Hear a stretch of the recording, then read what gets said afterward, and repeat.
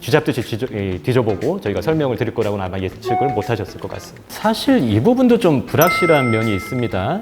교통 여건이 좋지가 않습니다. 이천 자이더 파크도 마찬가지 상황이기 때문에 커뮤니티 시설에 대해서 어떤 계획을 갖고 있는지 면밀하게 좀 따져보실 필요가 있겠습니다. 그것이 결국 아파트 가치에 영향을 줄 테니까요.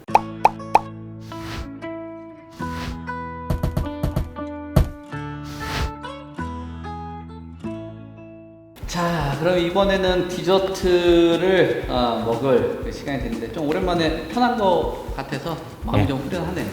오늘은 한번 색다른 것 좀 먹어봐야 될 것 같습니다. 네. 사장님, 오늘 디저트 이천 자이더 파크 커뮤니티 시설 없어서 공개 안 하는 것인가 아니면 신비주의인가 네. 라는 메뉴입니다. 아직 사장님이 서툴러가지고 보고 읽으시네. 본인이 만든 메뉴를 본인이 기억을 못하고 계시는 네, 이런 불상사가. 뭐 이 정도면은 뭐 편하게 좀 들어갈 수 있을 것 같은데 이름 참 이쁜 것 같아요. 클럽 자이안이라는. 장명을 참 잘해요. 오랜만에 순한 맛을 네. 느껴져요.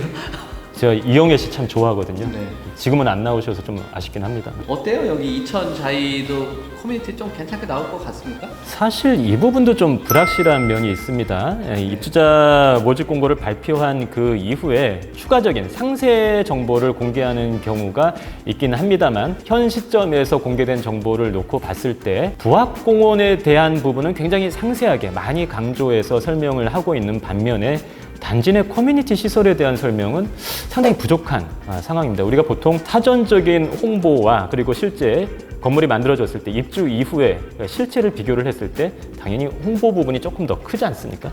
경우에 따라서 많이 클 수도 있고요. 근데 그거보다 그 이하로 실제가 만들어진다면 좀 부족하지 않을까라는 우려가 계속되고 있습니다. GS건설에서 그 분양을 진행했던 다른 단지들과 한번 비교를 해보도록 하겠습니다. 속초 디오션 자이의 경우에는 24층 스카이 라운지와 게스트룸, 골프장, 헬스클럽, 스파, 단지 내 스트리트형 상가, 강릉 자이 파인 에비뉴의 경우에는 카페테리아, 피트니스 센터, 골프장, 독서실, 게스트룸, 자이안비라는 이 브랜드를 갖고 있는 별도의 앱을 통한 IoT 시스템 서비스, 또 자유로움이라는 브랜드를 활용한 정원 도시를 표방한 그런 단지를 만들겠다라는 굉장히 또 화려하고 상세한 그런 계획을 밝힌 바가 있었는데, 이천 자이더 파크의 경우에는 사우나, 피트니스, 작은 도서관, 자이앱 솔루션, 동별 무인 택배함, 그리고 전기차 충전소, 끝!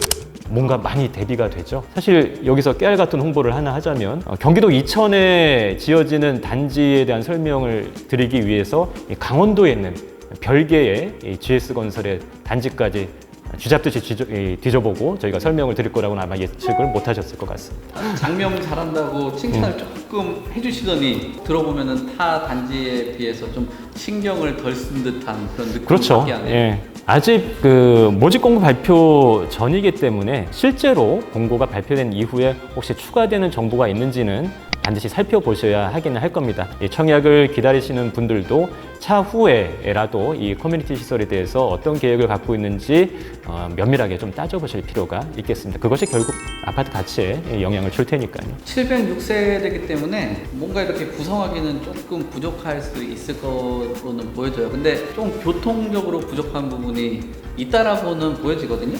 그러면 결국은 입주하시는 분들에 대한 만족도를 올릴 수 있는 그런 커뮤니티를 구성을 해야지 아까 우리가 얘기했었던 완판 이후에 추가적인 그 상승이나 이런 것들을 좀 기대해 볼 거라고 좀 보여지거든요.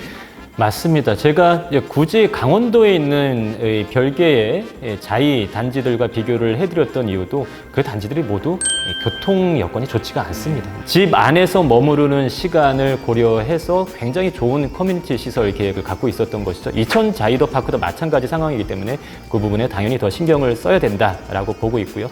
그리고 한 가지 더 첨언을 해드리자면은 지하 6층까지 만들어지고 있습니다. 사실 전체적인 규모를 봤을 때 지하 6층까지 들어가는 경우는 좀 이례적이다라고 볼 수가 있겠는데, 아무래도 산지의 지형을 이용해서 짓다 보니까 지하 6층까지 만들어지는 것입니다. 대부분 주차장으로 활용이 될 텐데 세대당 주차 대수가 사실 1.4대로 그렇게 넉넉한 편은 아닌 것이죠.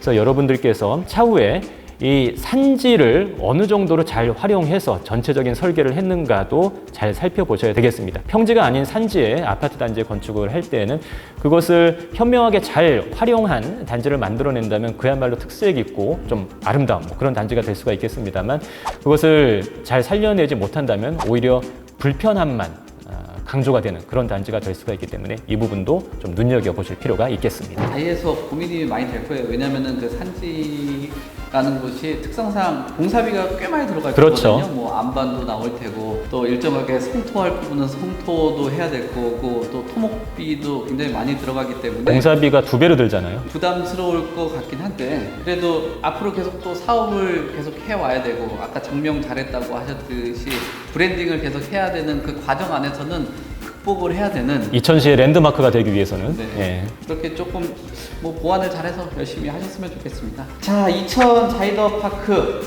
집출랭 분석 뭐 여기까지 하겠고요. 앞으로도 이 집출랭 컨텐츠 계속적으로 사랑해 주셨으면 좋겠습니다. 오늘은 여기까지 하도록 하겠습니다. 감사합니다. 감사합니다.